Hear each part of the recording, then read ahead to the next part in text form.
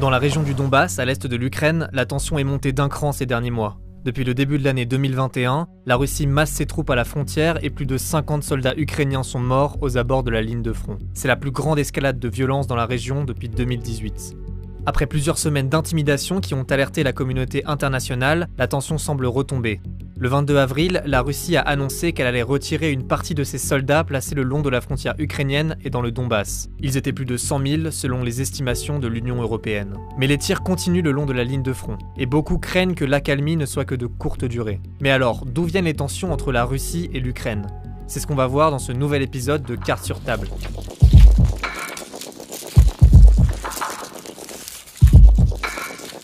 Au cours de l'histoire, les deux pays ont toujours été liés. La civilisation russe naît dans la Russie kievienne. Cette principauté, qui était aussi une grande puissance européenne, avait pour capitale Kiev, comme l'Ukraine actuellement.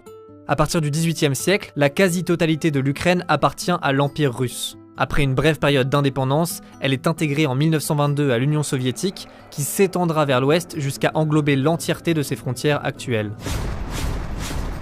Sous l'URSS, l'emprise russe se renforce en Ukraine. En 1932 et 1933, la collectivisation forcée des terres voulue par Staline provoque une grande famine, l'Holodomor. Elle tue entre 3 et 5 millions d'Ukrainiens.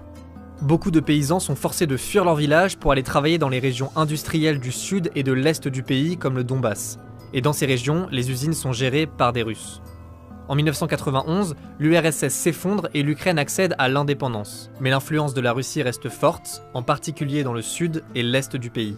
Dans ces régions, le russe est parfois la langue maternelle de plus de 60% de la population. Bien sûr, la langue n'est pas le seul critère à prendre en compte pour saisir la complexité de l'identité ukrainienne, mais c'est une raison essentielle de la volonté séparatiste des russophones qui ne veulent pas voir leur langue marginalisée ou discriminée, ce qui explique leur envie de demeurer dans un espace où on parle russe. Demonstrators clash with police, with hundreds of thousands protesting the results of the election and calling for a new vote. L'élection présidentielle de novembre 2004 marque un tournant pour l'Ukraine. Elle oppose deux victors. Le libéral Yushchenko, tourné vers l'Occident, et le pro-russe Yanukovych, soutenu par Vladimir Poutine. Yanukovych est donné gagnant du second tour, ce qui provoque le soulèvement des partisans de son rival. C'est la révolution orange. Le résultat de l'élection est finalement annulé par la Cour suprême sur fond de soupçons de fraude électorale et un nouveau scrutin est organisé. Il donne la victoire au libéral Viktor Yushchenko et les résultats montrent un pays scindé en deux. Sous l'impulsion du nouveau président, l'Ukraine entame un rapprochement avec son voisin occidental, l'Europe.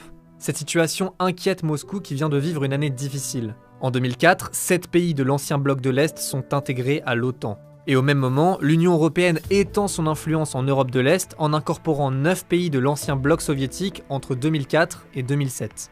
La Russie doit donc absolument maintenir son emprise sur l'Ukraine. Pour faire pression, Moscou augmente le prix du gaz qu'elle vend à son voisin, ce qui est un coup dur pour Kiev.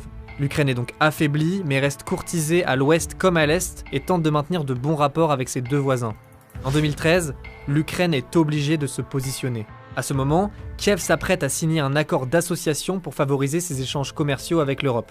Poutine, qui veut garder le pays dans sa sphère d'influence, lui propose un autre accord. Il met sur la table 15 milliards de dollars de prêts et une baisse d'un tiers des prix du gaz. Un argument important pour l'Ukraine qui achète plus de la moitié de son gaz à la Russie.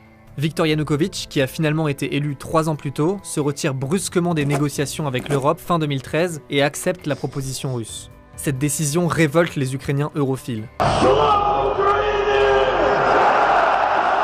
10 ans après la révolution orange, ils occupent à nouveau la place de l'indépendance de Kiev. Très vite, la contestation s'étend à toute l'Ukraine et en particulier aux régions de l'Ouest.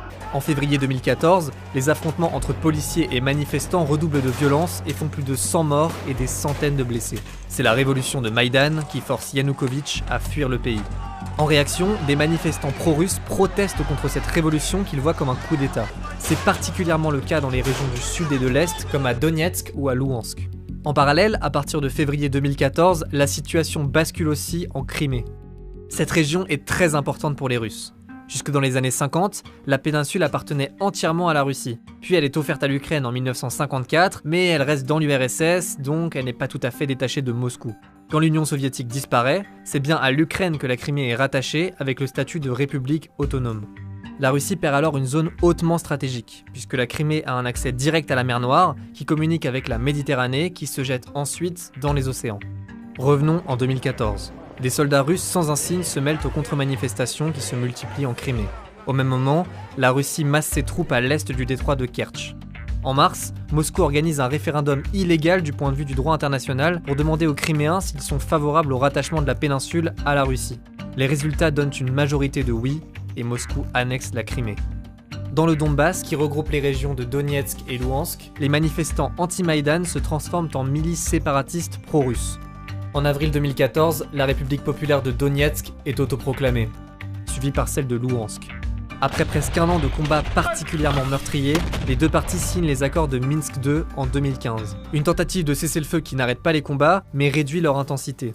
Depuis 2014, les affrontements ont fait plus de 13 000 morts et près d'1,5 million de personnes déplacées.